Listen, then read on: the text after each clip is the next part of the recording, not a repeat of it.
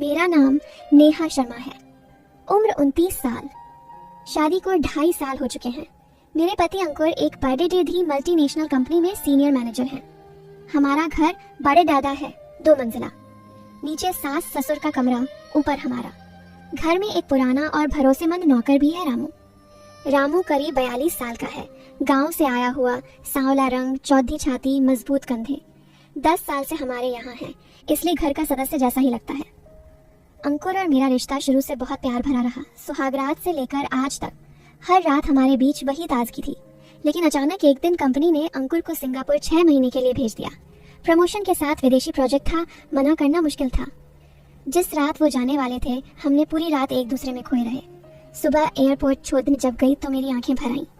अंकुर ने गले लगाकर कहा, नेहा बस 6 महीने, फिर मैं तुम्हें कहीं नहीं जाने दूंगा। पहले 2 दिन तो किसी तरह कट गए, लेकिन तीसरी रात से नींद गायब हो गई। रात को करवटें बदलती, अंकुर की शर्ट को सूंघती, तकिए को गले लगाती। जिस्म में अजीब सी बेचैनी, जैसे कोई आग सुलग रही हो। एक रात बेचैनी से तड़ेढ़ कर मैं नीचे उतरी। घथी में 2 बज रहे थे। सास ससुर के कमरे के पास से गुजरी तो अंदर से हल्की हल्की आवाजें आईं। मैं रुक गई।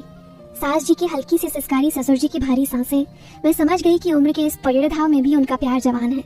मुझे खुद हैरानी हुई कि मैं वहीं खड़े ही उनकी आवाजें सुन रही हूँ। शायद इसलिए कि मैं खुद इतने दिन से अकेली थी। पानी पीने किचन गई। वहाँ रामू फर्श पर सो रहा था।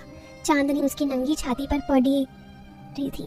उसकी लुंगी थोड़ी ऊपर सरक गई थी, मजबूत जांघें दिख रही थी। पहली बार मेरी नजर रुकी।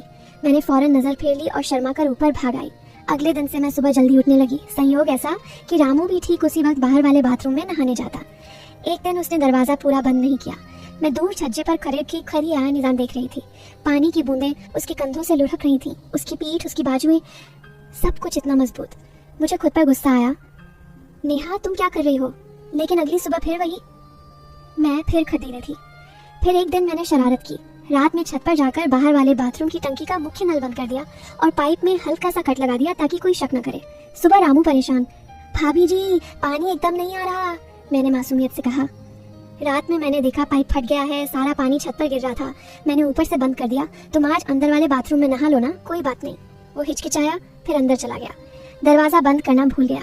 मैंने जानबूझकर अपनी कुछ चीजें वहीं रख दी थी। 10-15 मिनट बाद पानी की आवाज बंद हुई, पर वो बाहर नहीं निकला। फिर अंदर से हल्की सी आवाज आई, नेहा भाभी। भाभी जी, मेरा दिल जोर से धधका। मैं समझ गई वो क्या कर रहा है। अचानक दरवाजा खुला। रामू लुंगी लपेटे बाहर निकला। मुझे देखते ही घबरा गया। भाभी जी आप कब आई? मैं मुस्कुराई। मैं तो अपने कपड़े टेढ़े लेने आई थी, तुमने मुझे आवाज दी थी ना। वो लाल हो गया। नहीं भाभी जी, मैंने तो, और तेजी से भाग गया। उसके जाने के बाद मैंने अपने कपड़े देखे, वो हल्के गीले थे, जैसे किसी ने बड़े हृदय प्यार और बड़े दी बेचैनी से छुआ हो। मेरा दिल जोर जोर से धड़कने लगा। उसी शाम अंकुर का फोन आया, 2 घंटे बाद की। मैं खूब रोई। अंकुर, मुझे तुम्हारे बिना बिल्कुल अच्छा नहीं लग रहा, जल्दी आ जाओ ना। वो भी उदास थे।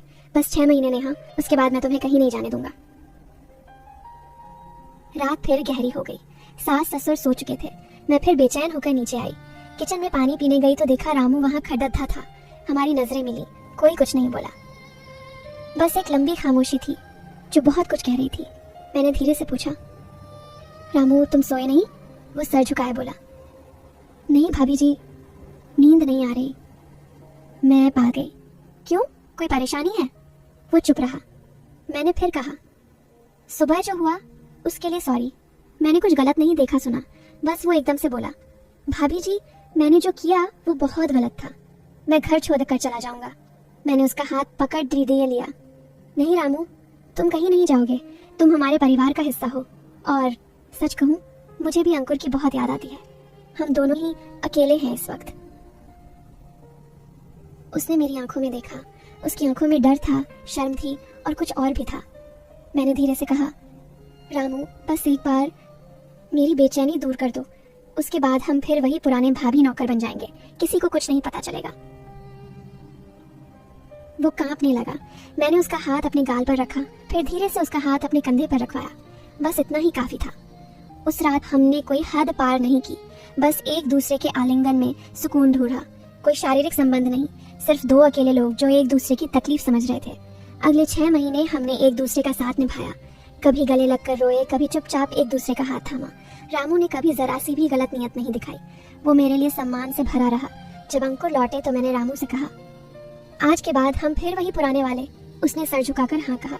आज भी रामू हमारे यहाँ है।